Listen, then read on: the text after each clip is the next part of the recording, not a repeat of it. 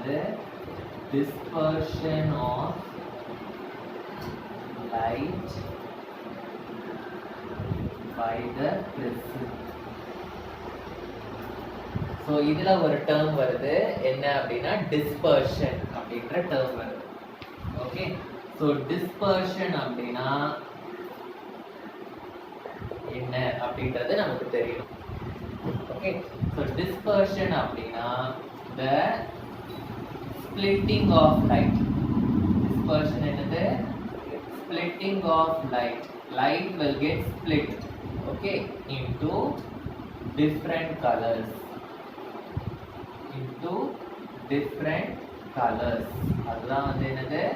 Dispersion of light by the prism.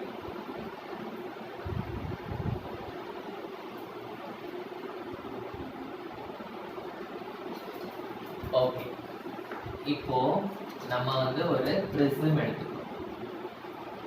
Okay, இந்த prismல வந்து நான் வந்து ஒரு white light வந்து பாஸ் பண்ணணும்.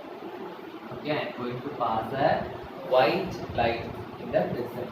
So actually இந்த white light வந்து எப்படி போகணும்? இந்த டைரக்ஷன்ல எனக்கு ஸ்ட்ரைட்டா போகணும். ஆனா என்ன ஆகும்? இந்த இடத்துல இந்த லைட் வந்து பெண்ட் ஆகும். ஸோ பெண்ட் ஆகி என்ன ஆகும் அப்படின்னா go like this. ஓகேவா?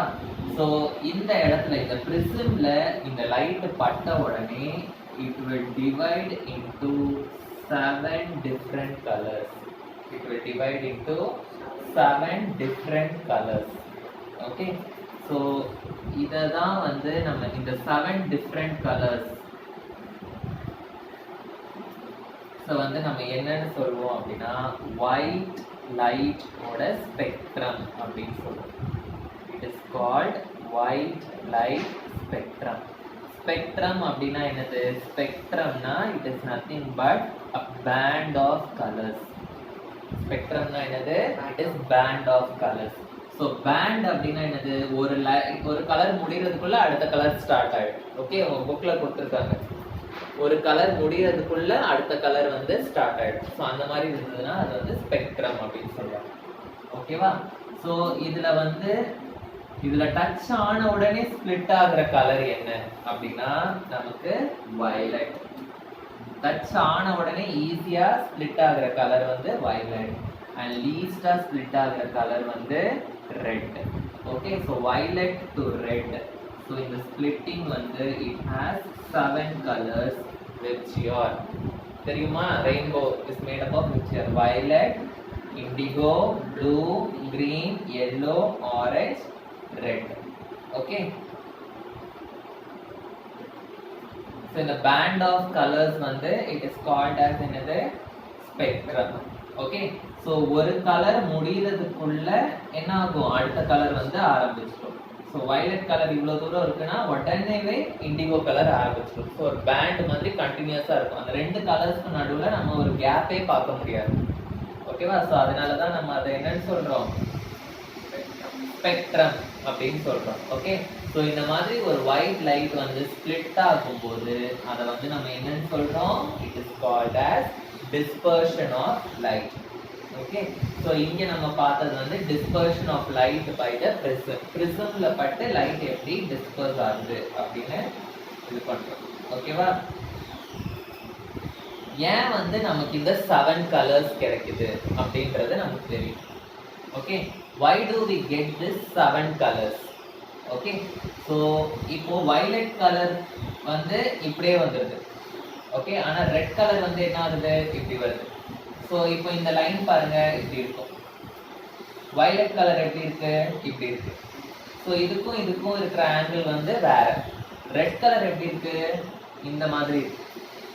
ஸோ ரெட் கலரை நான் எக்ஸ்டெண்ட் பண்ணேன்னா இதுக்கும் இதுக்கும் கிடைக்கிற ஆங்கிள் வந்து வேற. So each color will have different angle of deviation. ஒவ்வொரு கலரோட angle of deviationம் வேற வேறையா இருக்கும். அதனால தான் நமக்கு white light வந்து என்ன ஆகுது? White lightனாவே it is made up of different light, different colors. Different colors சேர்ந்தாதான் நமக்கு white light கிடைக்கும். ஸோ இந்த ஒயிட் லைட்டை நம்ம பிரிக்கும் போது அதில் இருக்க ஒவ்வொரு கலரும் ஒவ்வொரு ஆங்கிளில் எனக்கு டீவியேட் ஆகுது. அதனால தான் எனக்கு என்ன கிடைக்குது? ஒரு ஸ்பெக்ட்ரம் எழுதிக்கோங்க. different colors bend at different angles. Different colors bend at different angles with respect to the incident ray. Respect to the incident ray. So எந்த கலர் வந்து இங்க அதிகமா பெண்ட் ஆகுது?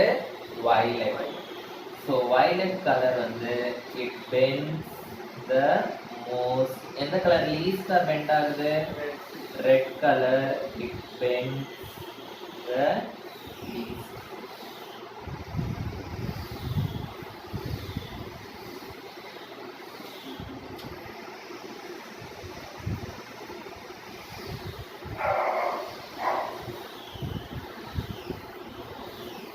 இப்போ மறுபடியும் இந்த 7 கலர்ஸ்ல இருந்து எனக்கு மறுபடியும் ஒயிட் லைட் வேணும் அப்படின்னா என்ன பண்றது? ஸோ இன்னொரு பிரிசமை நம்ம வைக்கணும். அந்த எக்ஸ்பெரிமெண்ட்டை கண்டக்ட் பண்ண சயின்டிஸ்ட் வந்து ஐசக் நியூட்டன். ஓகே, அதை கண்டக்ட் பண்ணது யாரு? Isaac Newton. ஸோ இந்த ஐசக் நியூட்டன் என்ன பண்ணாருன்னா ஃபர்ஸ்ட் இந்த மாதிரி ஒரு பிரிசம் எடுத்துக்கிட்டார். ஓகேவா? இந்த பிரிசம்ல வந்து என்ன பண்ணார் அவரு? ஒயிட் லைட் வந்து பாஸ் பண்ணார். ஸோ இந்த ஒயிட் லைட் என்னாச்சு அப்படின்னா அது வந்து இட் காட் டிஸ்பர்ஸ்ட் இந்த மாதிரி. ஸோ இப்போ இது வந்து வயலட், இது வந்து ரெட் நமக்கு தெரியும். ஸோ இப்போ இந்த வயலட் அண்ட் ரெட் அதாவது இந்த ஸ்பெக்ட்ரம் வந்து நமக்கு கிடைச்சிருச்சு. இப்போ இந்த ஸ்பெக்ட்ரம்ல இருந்து மறுபடியும் ஒயிட் லைட் வர்றதுக்கு அவர் என்ன பண்ணாருன்னா இன்னொரு பிரிசமை வந்து inverted பொசிஷன்ல அவர் வச்சார். இன்னொரு பிரிசமை he kept in the inverted position. So இது பட்டு என்ன ஆச்சு அப்படின்னா இது சீக்கிரம் பெண்ட் ஆயிடும், இது கம்மியா பெண்ட் ஆகும். கரெக்டா? ஸோ எனக்கு என்னாச்சு வெளியில வந்து மறுபடியும் I got a white light. மறுபடியும் I got a white light. So இதுல இருந்து என்ன தெரியுது? நம்ம ஒரு ஸ்பிளிட்டான லைட்டை மறுபடியும் பிரிசம்குள்ள பாஸ் பண்ணா again it will join and it will give a white light. Okay, ஆனா அந்த பிரிசம் வந்து எப்படி இருக்கணும்? It should be in the inverted position. It should be in the inverted position. இந்த டிஸ்பர்ஷன் ப்ராசஸ் வந்து நேச்சுரலா கூட நமக்கு நடக்கும். நேச்சுரலா நமக்கு இந்த டிஸ்பர்ஷன் ப்ராசஸ் எங்க நடக்குதுன்னா formation of rainbow. Formation of rainbow. இந்த ஃபார்மேஷன் ஆஃப் ரெயின்போ ஃபார்மேஷன். ரெயின்போனா என்னது? ரெயின்போல 7 கலர்ஸ் இருக்கும். அப்போ அந்த 7 கலர்ஸ் எப்படி கிடைக்குது? சன்லைட் வந்து டிஸ்பர்ஸ் ஆகுறதுனால கிடைக்குது. ஸோ இந்த ஃபார்மேஷன் ஆஃப் ரெயின்போல இந்த டிஸ்பர்ஷன் டெக்னிக் வந்து ஒரு நேச்சுரலாக நடக்கிற ஒரு ஃபினாமினன். ஓகே, ஸோ டிஸ்பர்ஷன் வந்து occurs naturally. இங்க நம்ம பிரிசமை வச்சு நம்மளே பண்றோம், ஆனா இது வந்து நேச்சுரலா நடக்கிறது. Naturally during rainbow formation. Rainbow formation. So நமக்கு வந்து ரெயின்போ வந்து 7 கலர்ஸ்ல மேட் ஆயிருக்கு. ஸோ நமக்கு அந்த ஒயிட் லைட் அப்படின்றது வந்து நத்திங் பட் சன்லைட்டிங். ஓகே, சன்லைட் தான் வந்து என்னோட சோர்ஸ் லைட். சன்லைட் வந்து it is considered as a white light. Okay, so அப்போ இந்த சன்லைட் வந்து ஏதாவது ஒரு பிரிசம் மாதிரி ஒரு ஆப்ஜெக்ட்ல பட்டு தான் என்ன ஆகும்? ஸ்பிளிட் ஆகும். ஸோ எது வந்து இங்க பிரிசமா ஆக்ட் ஆகுது அப்படின்னா ரெயின் ட்ராப்ஸ். The raindrops வந்து it acts as the prism. The raindrop வந்து it acts as the prism. எப்பவுமே the rainbow வந்து is formed on the opposite side of the sun. அது ஞாபகம் வச்சுக்கணும். ஓகே, ரெயின்போ எங்க ஃபார்ம் ஆகும்? It is formed on the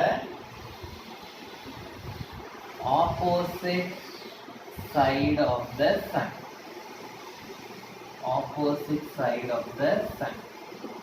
Okay, and நமக்கு அந்த ரெயின் ட்ராப்பும் வந்து சன்னுக்கு ஆப்போசிட் டைரக்ஷன்ல இருக்கும். சப்போஸ் நீ வந்து ஒரு அப்சர்வர் ரெயின்போவை பார்க்கறதுக்கு இந்த இடத்துல நிக்கிற அப்படின்னா ரெயின் ட்ராப் வந்து இந்த இடத்துல இருந்ததுன்னா எனக்கு சன் வந்து எங்க இருக்கும், இங்க இருக்கும். ஸோ ரெயின் ட்ராப் வந்து should be on the opposite side of the sun. So சன்ல இருந்து வர ரேஸ் வந்து இந்த ரெயின் ட்ராப்ல பட்டு அப்புறம் இதுக்குள்ள நிறைய ஃபினாமினன் நடக்கும், அதெல்லாம் நான் இப்போ எக்ஸ்பிளைன் பண்ண போறேன். ஓகேவா? பட்டு தான் வந்து நமக்கு இங்க 7 கலர்ஸா வந்து நமக்கு ரெயின்போ தெரியும். ஓகேவா? ஸோ ரெயின்போ ஃபார்மேஷன் வந்து நடக்கும். ஸோ அந்த ரெயின்போ ஃபார்மேஷன் வந்து நமக்கு தெரியும். ஓகே, ஸோ சன் வந்து எப்பவுமே இந்த அப்சர்வருக்கு பின்னாடி இருக்கும். ஸோ சன் வந்து எங்க இருக்கணும், behind the observer. Sun should be present behind the observer. நீ சன் பக்கம் திரும்பி நின்னுட்டு இருந்தானா உனக்கு அங்க ரெயின்போ தெரியாது. ஓகேவா? ஸோ சன் உனக்கு பின்னாடி இருக்கணும், ஆப்போசிட் சைட்ல நீ பார்க்கும்போது தான் உனக்கு ரெயின்போ தெரியும். ஓகே, ஸோ இப்போ இதை வந்து புரிஞ்சுக்கிறதுக்காக இந்த டயக்ராம் வந்து நான் ரஃபாக தான் வரைஞ்சிருக்கேன், இன்னும் டீட்டெயிலாக நான் இங்கே வரைகிறேன். பட் அதுக்கு முன்னாடி ஒரு சின்ன கான்செப்ட் ஒன்று படிச்சிடலாம். அதை படிச்சுட்டா இந்த ரெயின்போ எப்படி ஃபார்ம் ஆகுது அப்படின்றது வந்து நமக்கு தெரிஞ்சிடும். ஓகேவா?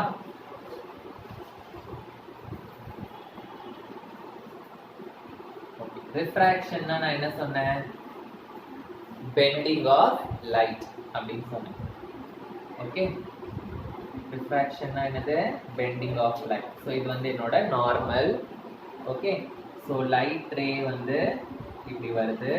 நான் என்ன எடுத்துக்கிறேன்னா டென்சர் மீடியம், ரேரர் மீடியம் அப்படின்னு எடுத்துக்கிறேன். Denser medium, rarer medium. Okay, so denser medium, rarer medium. So the light will bend away from the normal. So இப்படி போக வேண்டிய லைட் வந்து என்ன ஆகும் எனக்கு, it will bend away from the normal. இதுதான் வந்து என்னோட ஆங்கிள். ஸோ இந்த ஆங்கிளை நான் இன்னும் கொஞ்சம் இன்க்ரீஸ் பண்ணா என்ன ஆகும் எனக்கு, இது நார்மல், இது டென்சர் மீடியம், ரேரர் மீடியம். இந்த ஆங்கிளை இன்னும் கொஞ்சம் நான் இன்க்ரீஸ் பண்ணா என்ன ஆகும், இப்படி போக வேண்டிய லைட் வந்து it will bend away from the normal. So அது ஒரு பாயிண்ட் ஆஃப் டைம்ல என்ன ஆகிடும், அந்த லைட் ரே வந்து இந்த பவுண்டரி மேலேயே வந்து எனக்கு பட்டும். ஓகே, ஸோ இப்படி இப்படி வரும்போது இப்படி இருக்கு. ஸோ நான் இதை இன்னும் இன்க்ரீஸ் பண்ணேன்னா இது இன்னும் மேலே போகும். கரெக்டா? ஸோ அப்போ அது எங்கே வரும், ஒரு கட்டத்தில் எனக்கு பவுண்டரி மேலேயே வரும். ஓகே, ஸோ இது வந்து என்னோட ரிஃப்ராக்டட் ரே. ரிஃப்ராக்டட் ரேக்கும் நார்மலுக்கும் என்ன ஆகும் எனக்கு 90 டிகிரி ஆங்கிள் கிடைக்கும். ஓகே, ஸோ இந்த மாதிரி கிடைச்சதுன்னா அந்த ஆங்கிள் ஆஃப் இன்சிடென்ஸை நம்ம என்னன்னு சொல்லுவோம்னா கிரிட்டிக்கல் ஆங்கிள் அப்படின்னு சொல்லுவோம். என்னன்னு சொல்லுவோம், கிரிட்டிக்கல் ஆங்கிள். எப்போ அதை வந்து கிரிட்டிக்கல் ஆங்கிள்னு சொல்லுவோம், when the angle of refraction is 90 degree. When angle of refraction is 90 degree, the angle of incidence is called as another critical angle. இப்போ இந்த கிரிட்டிக்கல் ஆங்கிளை விட நான் இன்னும் இன்க்ரீஸ் பண்ணனா என்ன ஆகும், இன்னும் அந்த லைட் வந்து என்ன ஆகும், மேலே தூக்கிடும். கரெக்டா? ஸோ அது எப்படி இருக்கும் எனக்கு, டென்சர் மீடியம், ரேரர் மீடியம். இன்னும் நான் வந்து இந்த லைட் ரேவோட ஆங்கிளை இன்னும் கொஞ்சம் கீழே இறக்குனேன். அதாவது கிரிட்டிக்கல் ஆங்கிள் இருக்கு, இந்த கிரிட்டிக்கல் ஆங்கிளை விட இன்னும் அதிகமாக்குனேன்னா, if the angle of incidence வந்து கிரிட்டிக்கல் ஆங்கிளை விட நான் அதிகமாக்குனேன் அப்படின்னா, ஆல்ரெடி இப்போ கிரிட்டிக்கல் ஆங்கிள் இதுக்கு மேலே இருக்கு. ஸோ என்ன ஆகும், இன்னும் வந்து இது மேலே தூக்கிடும். ஓகே, ஸோ அப்போ என்ன ஆகாது, அது ரேரர் மீடியம்க்கே போகாது, டென்சர் மீடியம்லேயே வந்து என்ன ஆகும், ரிஃப்ளெக்ட் ஆகுற மாதிரி இருக்கும். ஓகே, ஸோ அது வந்து ரிஃப்ராக்ஷன் மாதிரி இருக்காது, நமக்கு பார்க்குறதுக்கு எப்படி இருக்கும், ரிஃப்ளெக்ஷன் மாதிரி இருக்கும். ஸோ டென்சர் மீடியம்குள்ளேயே அது போகிறதுனால இந்த ப்ராசஸை வந்து நம்ம என்னன்னு சொல்லுவோம்னா டோட்டல் இன்டர்னல் ரிஃப்ளெக்ஷன் அப்படின்னு சொல்லுவோம். என்னன்னு சொல்லுவோம், டோட்டல் இன்டர்னல் ரிஃப்ளெக்ஷன். எப்போ இந்த டோட்டல் இன்டர்னல் ரிஃப்ளெக்ஷன் எனக்கு நடக்கும், the angle of incidence வந்து should be greater than critical angle. If the angle of incidence is equal to critical angle, 90 degree. If it is greater than critical angle தான் எனக்கு total internal reflection நடக்கும். இப்போ நம்ம இந்த கான்செப்டை வச்சு நம்ம ரெயின்போ ஃபார்மேஷனுக்கு வருவோம். ஓகேவா? ஸோ என்கிட்ட இப்போ இங்க ஒரு rain drop. Okay, rain drop. இந்த ரெயின் ட்ராப் ல என்ன ஆகுது அப்படின்னா எனக்கு சன்லைட். ஓகே, எனக்கு என்ன வருது? சன்லைட் வருது. சன்னை சுற்றி எப்பவுமே டெம்பரேச்சர் எப்படி இருக்கும்? ரொம்ப ரொம்ப அதிகமா இருக்கும். ஸோ டெம்பரேச்சர் அதிகமா இருந்ததுன்னா அந்த மீடியம் வந்து ரேரர் மீடியம் அப்படின்னு சொல்லுவோம். என்ன மீடியம்னு சொல்லுவோம்? Rarer medium. ஸோ சன்லைட்ல வந்து டெம்பரேச்சர் அதிகம், ஸோ அது வந்து ரேரர் மீடியம். இப்போ இந்த ரெயின் டிராப் வந்து வாட்டர். ஸோ வாட்டர்னும் போது இது என்ன மீடியம்? இது வந்து என்னோட டென்சர் மீடியம். இப்போ சன் ரே வந்து it goes from rarer medium to denser medium. So என்ன ஆகும்? It will bend away from the normal. நான் இப்படி வரைஞ்சேன் அப்படின்னா it will bend towards the normal. It will bend இப்படி ஸ்ட்ரைட்டா போகாம என்ன ஆகும் எனக்கு? It will bend towards the normal. Okay, வேணா இன்னும் கொஞ்சம் பெண்டிங் மாதிரி கொடுக்கலாம். It will bend towards the normal. ஓகேவா? புரியுதா? இப்போ ஆனா இந்த ரெயின் டிராப் வந்து எனக்கு என்னவா ஆக்ட் ஆகுது? It acts as a prism. So it will bend towards the normal. ஆனா எனக்கு ஒரே லைட்டா பெண்ட் ஆகுமா? அது எத்தனை லைட்டா ஸ்ப்ளிட் ஆயிருக்கும்? இங்க எனக்கு 7 கலர்ஸா அது வந்து ஸ்ப்ளிட் ஆயிருக்கும். எத்தனை கலர்ஸா ஸ்ப்ளிட் ஆயிருக்கும்? 7 கலர்ஸா ஸ்ப்ளிட் ஆயிருக்கும். புரியுதா? ஸோ 7 கலர்ஸ்னா என்னது? இப்போ சீக்கிரமா பெண்ட் ஆகுற கலர் வந்து வயலட், அதிகமா பெண்ட் ஆகுற லைட்டா பெண்ட் ஆகுற கலர் வந்து ரெட். ஸோ வயலட் கீழே இருக்கும், ரெட் மேல இருக்கும். ஓகே, ஸோ இப்போ இது வந்து டென்சர் மீடியம். இதுக்கு வெளியில இப்போ இந்த லைட் போடும். கரெக்டா? வெளியில வந்து என்னது? Rarer medium. ஸோ டென்சர் மீடியம்ல இருந்து அகைன் அது என்ன ஆகணும்? ரேரர் மீடியம்க்கு போகணும். ஸோ டென்சர் டு ரேரர் மீடியம்க்கு போகும்போது சப்போஸ் எனக்கு ஆங்கிள் ஆஃப் இன்சிடென்ஸ் வந்து suppose if it is greater than critical angle என்ன ஆகும் எனக்கு? Suppose if it is greater than critical angle அது வந்து என்ன ஆகாது? வெளியே போகாது, ரேரர் மீடியம்க்கே போகாது. என்ன ஆகும்? டென்சர் மீடியம்க்குள்ளேயே ரிஃப்ளெக்ட் ஆகுற மாதிரி இருக்கும். ஸோ இப்போ இது என்ன ஆகும்? எனக்கு இங்கேயே வந்து எனக்கு ரிஃப்ளெக்ட் ஆகிடும். புரியுதா? இங்கே உள்ளேயே வந்து ரிஃப்ளெக்ட் ஆகும். ஏன் உள்ளேயே ரிஃப்ளெக்ட் ஆகுது? ஏன்னா angle of incidence is greater than critical angle. அதனால தான் எப்போ மழை பெஞ்சு எப்போ சன்லைட் வந்தாலும் எப்பவுமே நமக்கு ரெயின்போ வராது. ரெயின்போ வந்து எப்போவாச்சும் தான் வரும். ஏன் எப்போவாச்சும் தான் வருது? ஏன்னா எப்போ இந்த ஆங்கிள் ஆஃப் இன்சிடென்ஸ் வந்து கிரிட்டிக்கல் ஆங்கிளை விட அதிகமா இருக்கோ அப்போதான் எனக்கு ரெயின்போ கிடைக்கும். அப்படி இல்லைன்னா என்ன ஆயிடும்? இந்த லைட் வந்து அப்படியே வெளியில போயிடும். வெளியில போயிட்டு நமக்கு ரெயின்போலாம் தெரியாது கண்ணுக்கு. நமக்கு இது வந்து ஆங்கிள் ஆஃப் கிரிட்டிக்கல் ஆங்கிளை விட இந்த ஆங்கிள் ஆஃப் இன்சிடென்ஸ் கிரேட்டரா இருக்கும்போது மட்டும்தான், அது எப்போவாது ரேரா தான் நடக்கும். அப்போதான் எனக்கு நமக்கு என்ன தெரியும்? நமக்கு ரெயின்போ தெரியும். ஸோ ரெயின்போ இனிமே தெரிஞ்சா உனக்கு தெரியணும். அப்போ சன்லைட் வந்து ரெயின் டிராப்ல ஆங்கிள் ஆஃப் இன்சிடென்ஸ் வந்து கிரேட்டர் தென் கிரிட்டிக்கல் ஆங்கிளா இருக்கு. அதனாலதான் இப்போ எனக்கு ரெயின்போ தெரியுது. டோட்டல் இன்டர்னல் ரிஃப்ளெக்ஷன் அங்கே நடந்திருக்கு. ஓகே, ஸோ அகெயின் இது வந்து இப்படி பெண்ட் ஆகி இங்கே நம்ம பார்க்குற அப்சர்வர் கண்ணுக்கு இது தெரியும். ஓகேவா? ஸோ ரெட் லைட் வந்து நமக்கு மேலே தெரியும், வயலட் வந்து நமக்கு கீழே தெரியும். ஓகேவா? புரிஞ்சுதான் நமக்கு எப்படி ரெயின்போ தெரியுதுன்னு? ஸோ இதுதான் வந்து ஃபார்மேஷன் ஆஃப் ரெயின்போ. இது வந்து இம்பார்ட்டன்ட் கொஸ்டின். ஆனால் இப்போ நமக்கு எம்சிக்யூ ஆக்கிட்டதுனால எப்போ ரெயின்போ ஃபார்ம் ஆகும் அப்படின்ற கண்டிஷன்லாம் கேட்கலாம். So when I is greater than, suppose I is equal to C னா R will be equal to 90 degree. இந்த மாதிரி சில கண்டிஷன்ஸ் எல்லாருமே வந்து நமக்கு 1 மார்க்ல கேட்கலாம். அண்ட் ரெயின்போ வந்து எந்த சைடு ஃபார்ம் ஆகும், ரெயின் டிராப் எந்த சைடு இருக்கணும், அப்சர்வர் எந்த சைடு இருக்கணும், இந்த மாதிரி அந்த பொசிஷன்ஸ் எல்லாமே 1 மார்க்ல கேட்கலாம். ஓகேவா? நெக்ஸ்ட் வந்து atmospheric refraction.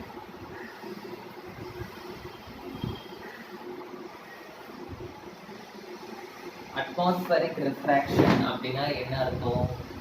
Refraction, bending of light in the atmosphere. ஓகேவா? அதான் வந்து அட்மாஸ்பரிக் ரிஃப்ராக்ஷன். இந்த அட்மாஸ்பரிக் ரிஃப்ராக்ஷன்ல நம்ம 2 கான்செப்ட்ஸ் வந்து படிப்போம். ஒன்று வந்து என்ன அப்படின்னா, ஒன்று வந்து why stars twinkle. ஸ்டார்ஸ் வந்து ஏன் ட்விங்கிள் ஆகுது அப்படின்ற கான்செப்ட் படிப்போம்.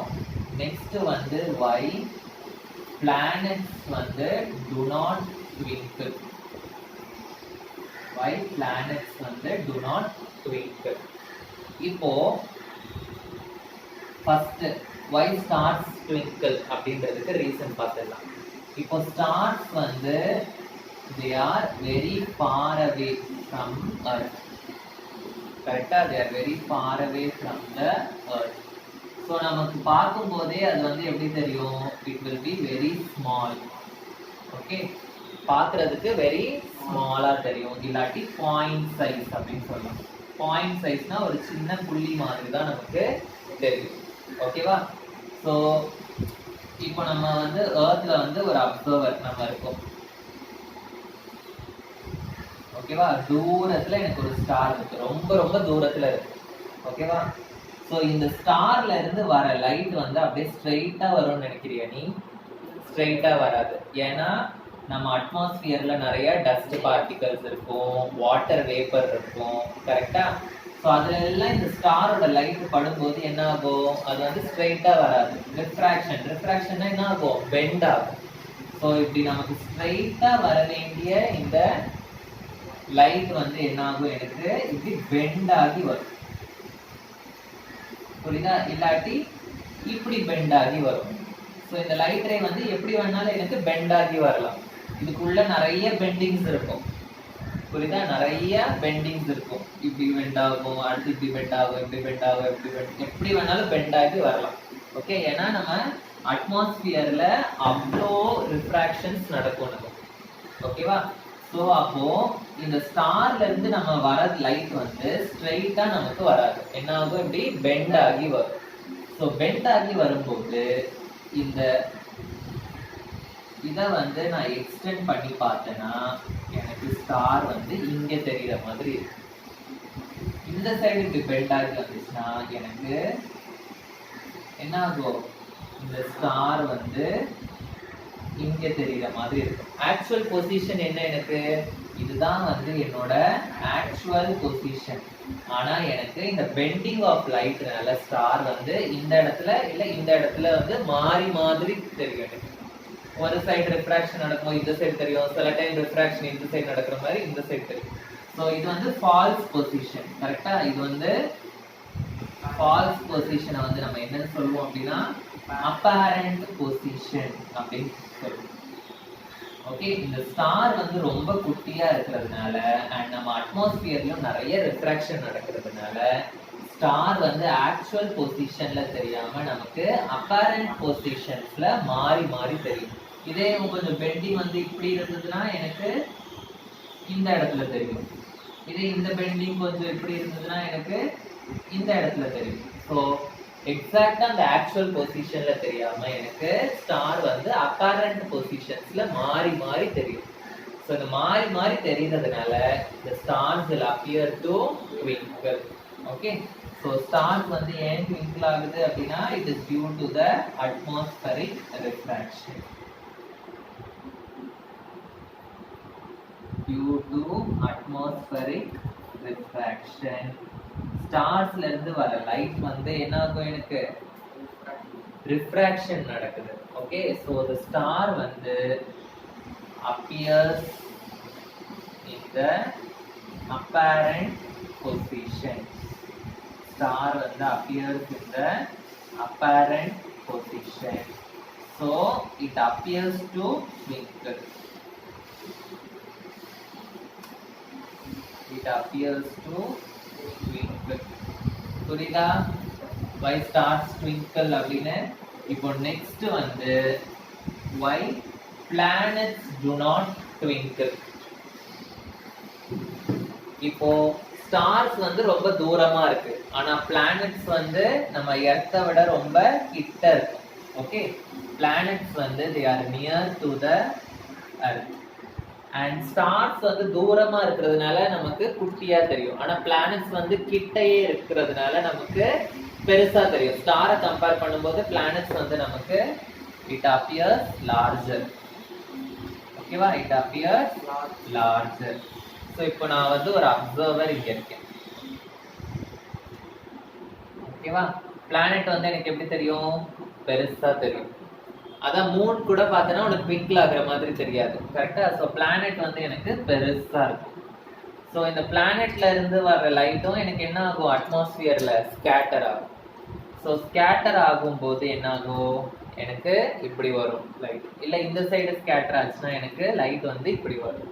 ஸோ இப்போ நான் இதை வந்து எக்ஸ்டெண்ட் பண்ணேன்னா எனக்கு அது எங்கே வருது? பிளானட்டுக்குள்ளேயே தான் வருது.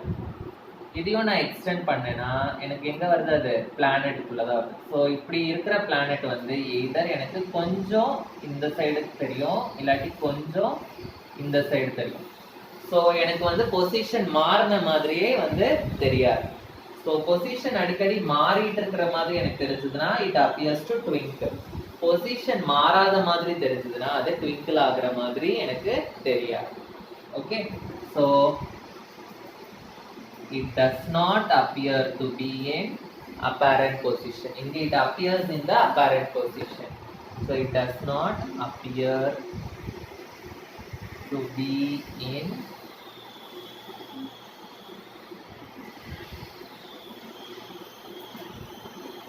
apparent position.